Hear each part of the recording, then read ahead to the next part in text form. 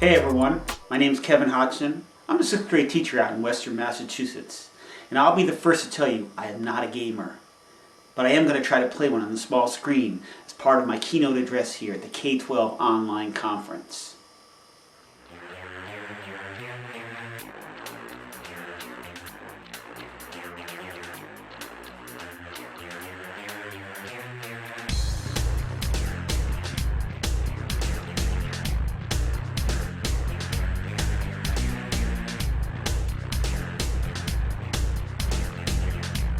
Well, I like to use GameStar to make games that I preferably like because some video games are too hard or aren't for my liking. So I make video games that I would want to play and people like me would want to play. Yeah, it's fun. It's different to look at science when you have to build a game around it because you don't usually they don't usually do games in science, like especially building them. And I love video games. What I like most about them is the storyline. I usually like creating the storyline or having a storyline that you don't really need to follow in order to beat the game.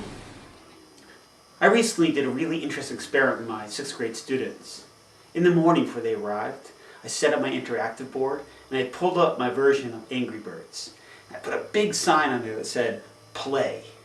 And then I pretended to be doing busy work in the back of the room. And when students came in that day and they saw the word play, they were asking me questions like, should we play the game? What should we do? And I ignored them. I said, read the sign, and I'd get back to my busy work. But out of the corner of my eye, I could watch them as they slowly looked at what they were being asked to do, which was to play. And they did. And it was really fascinating because what happened was they kind of came together as a class and they began playing the game together, helping each other out, moving one after the other through the seat, and pulling back the bird and shooting it through the sky. And it was really interesting, our discussion afterwards about what they understood when I wrote the word play. And one of the comments that came out from the students has kind of stayed with me. And they said that school for them has often been not a place where they play. So that's one of the things that gaming kind of brings to the classroom community, is this idea of playfulness, of inquiry, of taking chances too, in a really interesting way. Another project I've done with my students is we hack the game of chess. So the way this works is I give them a chessboard, put them into groups, and along with the chess set, I put all sorts of different materials like glue sticks and stickers and anything else I can find around my house. I just kind of throw into the box. And I give it to them and I say, make a new game. And it's really interesting to watch them as they cooperate together and communicate with each other, as they rebuild this classic game of chess into something completely different. And then they play each other's games and get feedback, kind of work through how to write out directions for playing their version of the game of hacked chess. And these two different things kind of come together in a way as we start talking about gaming, because when we think about gaming, it's not just frivolous playtime. There's a lot of literacy that goes into the idea of how to approach the design and building and sharing of a game. And that's something that I as a teacher am really most intrigued about as we move into thinking about game design in the classroom, particularly in the idea of video game design in the classroom. Just gotta jump like really fast. No!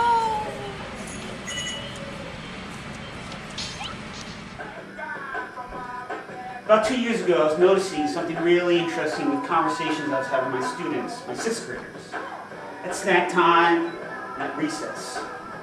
Becoming clear that gaming, video gaming in particular, was a huge part of their lives outside of school. And that I didn't know much about it. That there were things going on that were really unique to the gaming experiences they were having that their parents, us teachers, were just not involved in.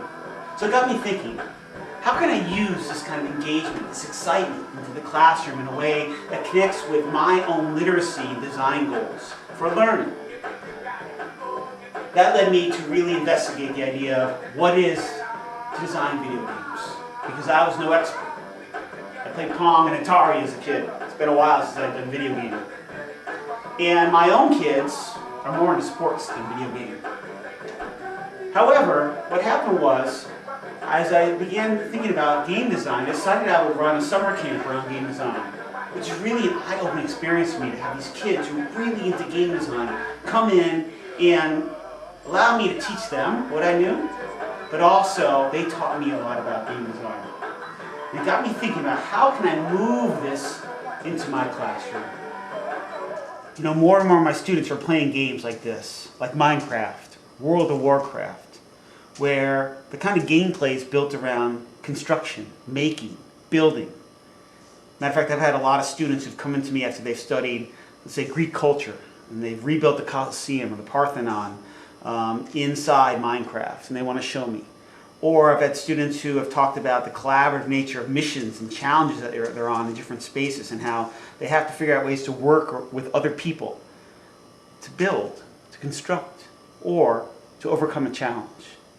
It's a whole world out there of gaming that, for the most part, I would say, we teachers, we parents, we adults have very little knowledge of, or acknowledge, if we do know about it, that it has any value whatsoever.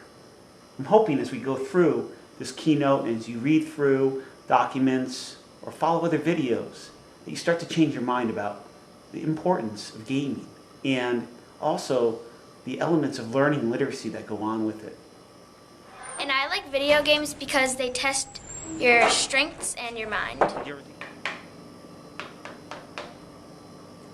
As we talk about gaming in the classroom and game design, it's important for us to distinguish three different strands. One is the idea of gamification itself. Now, here's the idea that your whole classroom can be turned not into a game, but use the elements of game design to enhance engagement and learning. There are a lot of people out there talking with much more knowledge than I have about this.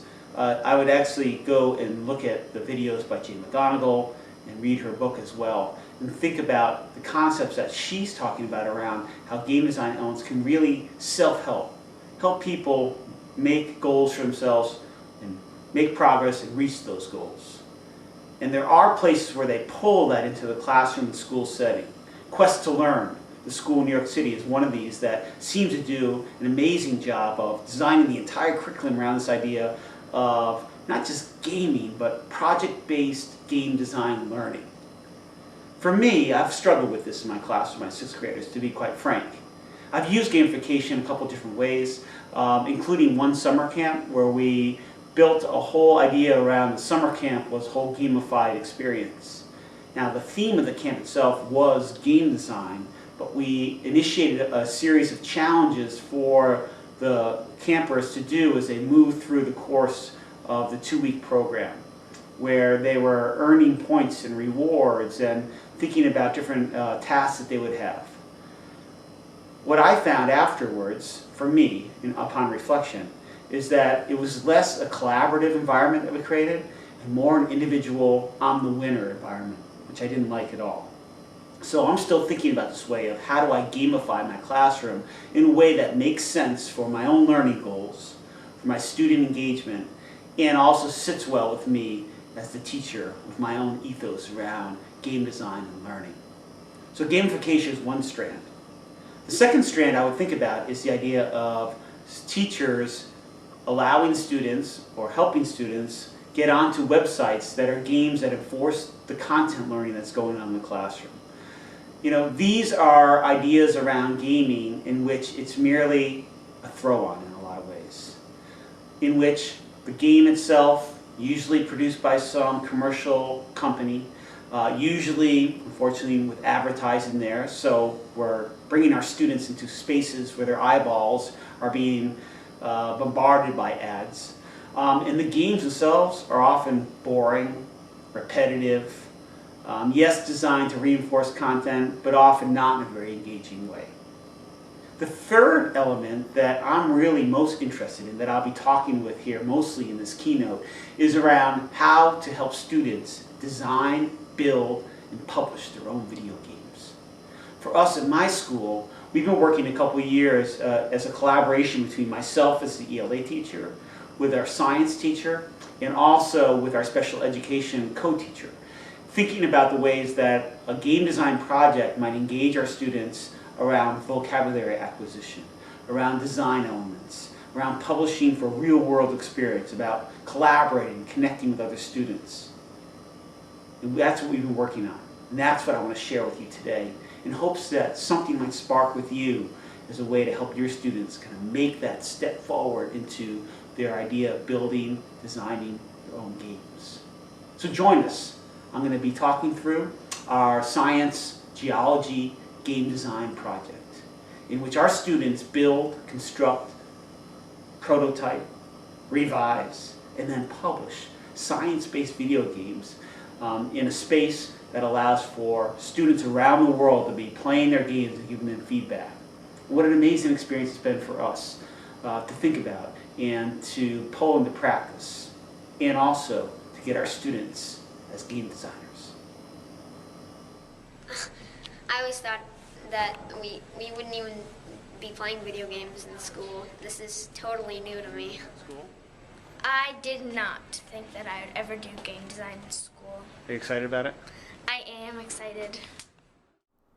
So what is it about games and play that engage students so much in our classroom in ways that we need to take advantage of? It has to do, I think, with the idea of challenges and rewards and struggles too. Not failure, although that is a buzzword now in education, but certainly that idea of running up against that wall and then finding ways to scale over it. And I think video games engage students in a way that makes them want to dive in and try to do their best with whatever it happens to be. If you want to see the power of games in action, go do a little research on the game Folded, in which scientists reached out to the gaming communities of the world as a way to try to solve a problem around protein development. It became a folding game, the collective power of gaming, in which people from all over the world contributed their time, and energy, and expertise to help these scientists discover something about this protein that they couldn't do on their own. And it worked too. As I mentioned earlier, I think Jane McGonigal is somebody you should look for if you're interested in the idea of gamification. Now, she focuses more on the gamification of your life, of setting goals, of establishing criteria and design for something that you want to accomplish, and then working through it. She also investigates massive games in which people play, not with boards and not on videos, but in real life, as a way to motivate the idea of community. One of the things she talks about is just the sheer amount of time that kids play games and video games. She cites some research that talks about the 10,000 hour rule with gaming. That many kids are playing that long. It's just staggering. It also plays into Malcolm Gladwell's point about the idea of how much time a person needs to spend on a certain activity or certain skill to become expert status. Now, this 10,000 hour number is controversial in a lot of ways. But even if the number isn't quite right, I think it's true that the more time we spend doing something, the better we get at it, and the more likely it is we're going to succeed and kind of be part of the way we view the world. For a lot of students, for this generation, it's video games. Remember this cover of Time magazine when the person of the year was you and me? When we looked at the cover and saw the mirror, we saw ourselves staring back at us. This brought up the idea, for me anyway, of thinking about my students, and particularly around gaming, and the idea of, are they playing other people's games or are they making things? Which really moved me into thinking about gaming in the classroom in a whole different way. Of course, it's not enough just to say, well, video games are cool, so I'm going to bring them in my classroom. There has to be a rationale, a learning rationale behind why you would want to do it. This chart is one that I found when I started thinking through the reasons why I might consider the idea of video game design in my classroom. And I am always looking for ways to do higher order thinking skills in my students, critical analysis, and just look at the ways that it covers across a wide spectrum around the ideas of higher level thinking skills. Because video games bring a lot of things up to the surface, a lot of dynamics, and thinking skills are certainly part of them. The more I began to investigate this idea of bringing game design into my classroom as a learning experience, the more I began to see parallels between the writing process steps too. Now, just like writing process, game design is not linear. These steps, although they seem like they're in linear fashion, really zigzag all around depending on where the writer, where the game designer is in the process. But notice a lot of overlap between the different activities around pre-writing, around storyboarding, about producing a draft and a prototype, about moving into peer review and then revising your project, your story or your game, then more peer review, then finally publishing your story. One of the differences with game design, I would say, is the fact that games are almost never finished. If you pull out your iPhone, you pull out your iPad, you'll almost see updates from the App Store, because the developers of the game or the app, they're always in the process of making it better based on data and feedback that they're getting from us as players in their game system. And that idea of being in constant revision is really a lesson I harp on with my students when it comes to game design that I hope will filter over to their experience as writers. For us, the game project comes as a result of an evolution in sorts of a project that we've been doing for years. It began as a paper version picture book project in which students chose a scientific theme, wrote a story, and then published a whole picture book around that idea. In later years, we moved over to PowerPoint and Microsoft Paint and made digital picture books and talked about the idea of what it means to flatten the story down or expand it out with animation. That then moved us into this idea of using video games for our science stories. For our science teacher, it really came down to vocabulary acquisition. There were a lot of terms that students were struggling with, particularly in the geology unit. So we decided that we would design this whole project, a video game adventure, around the idea of teaching them how to use specific scientific vocabulary into the architect of a story that would become a video game project. It's been very successful.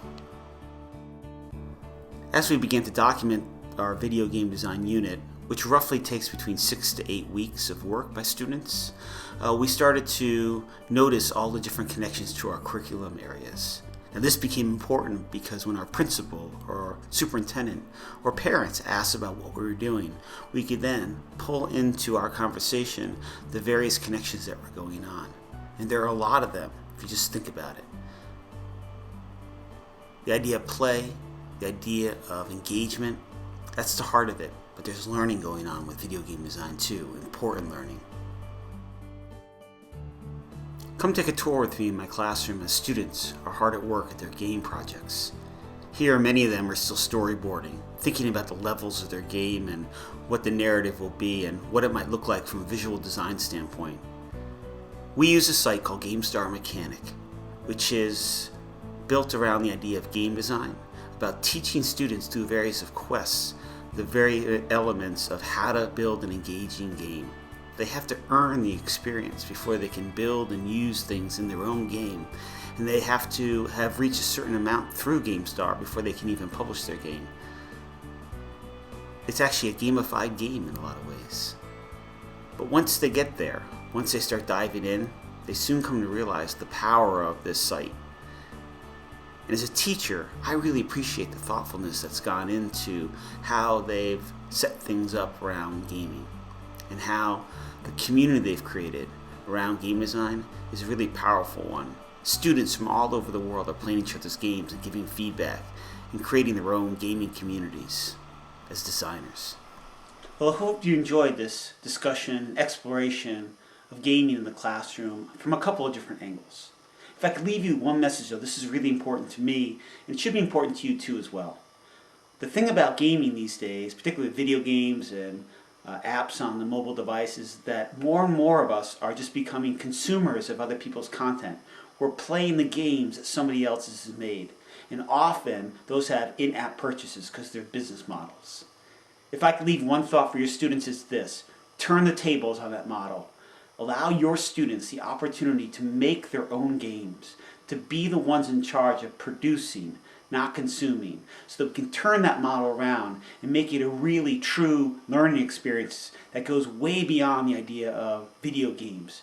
It moves into design and learning and literacy and production and all the things that we deem really important in the lives of our students now, but in particular into the future.